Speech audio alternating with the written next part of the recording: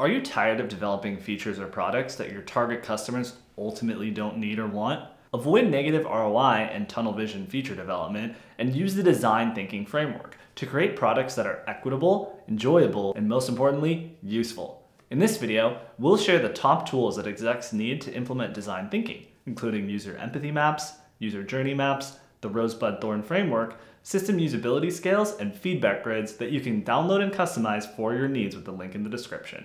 Real quick, for those of you who don't know us, we analyze business frameworks and summarize business books to stay on top of the latest business strategies. Design thinking uses a design frame of mind for product development that modern companies need as a must-have. These tools take execs through the 5 stages of the design thinking framework to discover, define, ideate, prototype, test, and iterate on a product or feature for continuous improvements.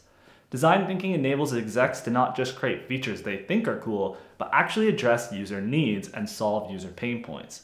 While product designers might already be familiar with these tools, the average manager or exec without a UX background is still expected to know and employ this methodology. These frameworks are especially helpful for remote brainstorming and giving and receiving feedback remotely. While old school brainstorms required whiteboards or sticky notes to track ideas, digital-first remote teams need digital tools to help fill the void. So, to understand your customer in the discover stage, you first need to be able to empathize with them. The most famous design thinking company is probably Apple. Apple began its use of design thinking process through the creation of products that are hyper user-friendly and user-focused. When computers were first introduced, they were just machines used by specialists in remote locations. But Steve Jobs' vision was for Apple products to be personal tools for individuals. His empathy with the end consumer led him to realize that in order for personal computers to take off, people needed to be 1, able to easily understand and use them, 2, have an actual need answered by them, and 3, love them due to their desirable design. Apple's latest innovation, the fully electric and self-driving car known as Project Titan, takes this idea of user empathy to heart.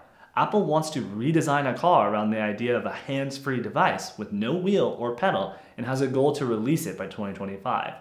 Apple has supposedly already completed much of the core work on the car's processor and will now retrofit its fleet of nearly 70 Lexus SUVs to road test its sensors and processor. The appointment of Kevin Lynch, the software manager behind the Apple Watch, has accelerated the company's plans and is seen by many as a sign of confidence in the project's likelihood of success. But the most important factor is Apple's empathy for the end consumer. Compared to rivals Uber, Google-backed Waymo, Aurora, and Baidu, Apple wants the self-driving car to be for the individual, not an enterprise robotaxi fleet controlled and offered as a ride-hailing service. This is because Apple understands what makes the car so important to people: its sense of instantaneous freedom for the individual. This is why Apple's self-driving car effort could actually work as a leapfrog product that jumps the competition. To focus on consumers like Apple does, execs can utilize a user empathy map, which is a qualitative tool to provide a glance into who the target user is as a person. It's an attempt to get to know the target persona, what they want, their pains, and potential gains. This information is gathered from field studies, qualitative surveys, or direct user interviews from 1 to a handful of typical user types, not customers. As each product has multiple user groups, users can be grouped into cohorts. Empathy maps can be created for persona types from each cohort to wire the designer and product manager's mental frame into the shoes of a real potential user. Everything from their attitudes and behaviors, what they hear, see, think, and do can be used. These user empathy maps can ground team members as a source of truth so that subtle biases don't take over the design process. Empathizing with the users helps determine what features or improvements are not just worth your time, but will also create positive feedback loops. Discovering and understanding your ideal customer is one thing. Next, you have to define how they interact with your company or product. The travel tech company Airbnb implemented design thinking to take the customer's perspective to improve their product. Its founders learned early on by using their own app that one of the major flaws that kept customers from booking was low-quality photos of the location in question. The company then realized they had to replace user-generated photos with their own high-quality images. By becoming the patient zero of their product and trying their own medicine before they shipped it, Airbnb was able to solve a huge user pain point for both guests booking trips and hosts trying to attract guests. Another company, Amazon, also famously spins out products it uses for itself first, like with the launch of AWS cloud computing and again with its Amazon Care healthcare service, and sells those to other companies. To mirror this tactic, you can use a user journey map to define your customers and how they interact with your company or product. User journey maps are not limited to digital products, but can be used for physical experiences as well. Phases change depending on each company's individual user case. Emotional experience levels need to be plotted for each phase. Needs is the purpose why the customer is here. Actions are the tasks that the user undertakes during each phase. Opportunity is the company's opportunity for improvement. When you observe the needs and the tasks the user takes, you can discover new features that your company can implement. You've discovered your target customer and defined their needs.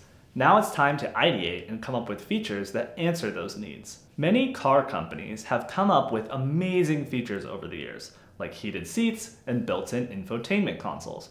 But as the current microchip shortage has ravaged the auto industry, automakers have begun to focus on cutting some features, and even whole products from their product line. For instance, GM will stop selling heated and ventilated seats in its newest 2022 SUVs and trucks to cut down on the chips it needs to ship vehicles. Ford decided it would change its whole business model to focus solely on its most popular brands, like the F-150 truck.